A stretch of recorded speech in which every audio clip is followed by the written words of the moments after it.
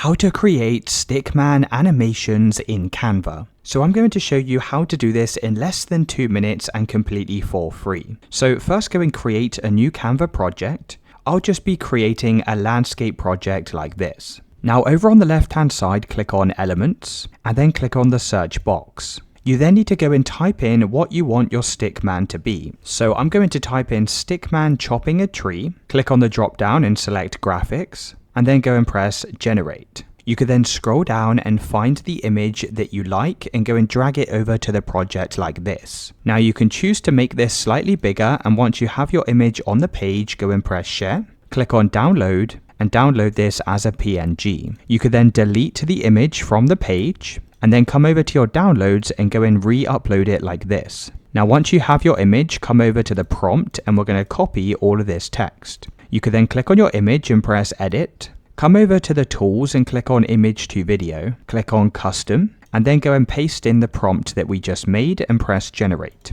Now this will convert the image into a video. So as you can see, here is our final video like this. You can choose to resize it so it fits the full width of the template like so. Now once you're happy with your video, click on share, and then you can go and download this as a video onto your computer.